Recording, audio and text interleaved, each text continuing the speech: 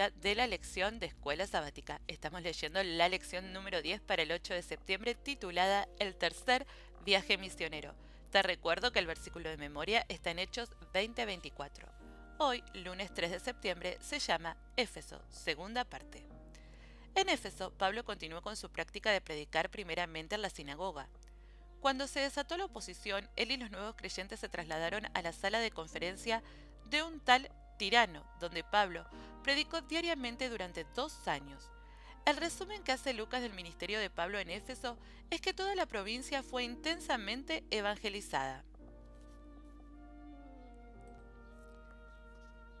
En Hechos 19, 11 al 20, Lucas añade algunas historias de milagros que describen el triunfo del poder de Dios en una ciudad donde la magia y otras prácticas supersticiosas eran bastante comunes. No cabe duda de que Dios podía sanar a través de Pablo, pero el hecho de que hasta los pañuelos y los delantales que el apóstol había tocado tenían poder sanador, Hechos 19:12, quizá le resulte extraño a algunos, aunque esto guarda similitudes con la curación de la mujer con hemorragia por parte de Jesús.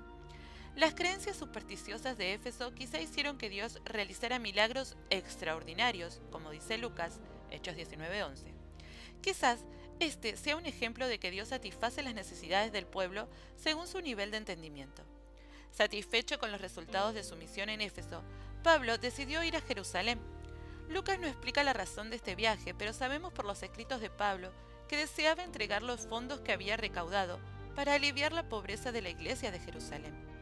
La formación de un fondo de bienes en común en los primeros años y una terrible hambruna en los días de Claudio empobreció a los creyentes de Judea, y Pablo vio en su pedido de ayuda una oportunidad para fortalecer su confianza con su apostolado y en la unidad de una iglesia que ahora era transcultural a pesar de conocer los riesgos a los que se exponían.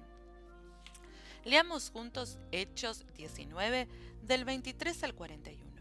¿Cuál fue la verdadera razón de la oposición que afrontó Pablo, que se desató en Éfeso al final de su estadía allí?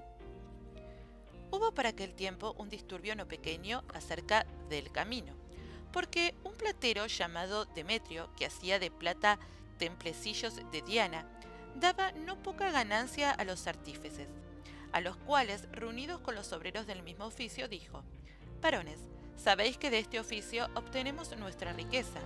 Pero veis y oís que este Pablo, no solamente en Efeso, sino en casi toda Asia, ha apartado a muchas gentes con persuasión, diciendo que no son dioses los que se hacen con las manos.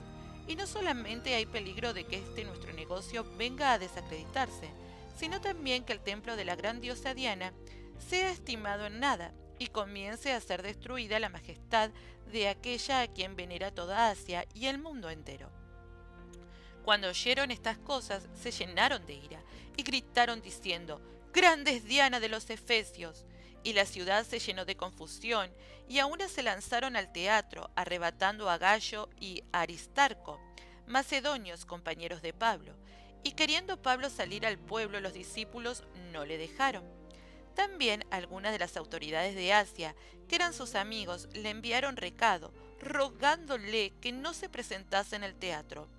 Unos pues gritaban una cosa y otros otra, porque la concurrencia estaba confusa y los más no sabían por qué se habían reunido. Y sacaron de entre la multitud a Alejandro, empujándole los judíos. Entonces Alejandro, pedido silencio con la mano, quería hablar en su defensa ante el pueblo. Pero cuando le conocieron que era judío, todos a una voz gritaban casi por 2 horas: «¡Grande es Diana de los Efesios!». Entonces el escribano, cuando había apaciguado a la multitud, dijo: «Varones efesios, ¿y quién es el hombre que no sabe que la ciudad de los Efesios es guardiana del templo de la gran diosa Diana y de la imagen venida de Júpiter? Puesto que esto no puede contradecirse, es necesario que os apaciguéis y que nada hagáis precipitadamente, porque habéis traído a estos hombres sin ser sacrílegos ni blasfemadores de vuestra diosa.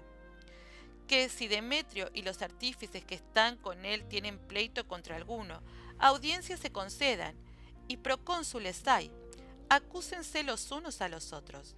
Y si demandáis alguna otra cosa en legítima asamblea, se puede decidir, porque peligro hay de que seamos acusados de sedición por esto de hoy, no habiendo ninguna causa por la cual podamos dar razón de este concurso. Y habiendo dicho esto, despidió la asamblea. La oposición tenía que ver con la adoración pagana, que se vio seriamente amenazada por el ministerio de Pablo. La verdadera motivación de Demetrio evidentemente era económica, pero pudo convertirla en un problema religioso, porque el templo de Artemisa o Diana, considerado uno de las 7 maravillas del mundo antiguo, estaba situado en Éfeso. Leamos ahora Hechos 19, 27.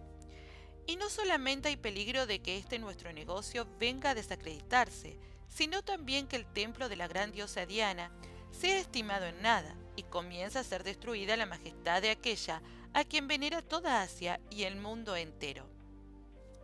Fíjate cuán ingenioso fue Demetrio para implantar la piedad religiosa en su intento de hacer que el dinero siguiera fluyendo. Como cristianos, ¿por qué debemos tener cuidado de no usar nuestra fe o una piedad fingida en relación con nuestra fe de la misma manera? Queridos amigos, hoy seguimos leyendo Reavivados por su palabra, Santiago capítulo 4, y te recuerdo que durante esta semana seguimos estudiando el deseado de todas las gentes, capítulos 61 y 62. Que tengan todos un bendecido día. Si Dios quiere, nos encontramos mañana. No olvides dar me gusta y seguirnos en Facebook en www.facebook.com/tiempo de saber.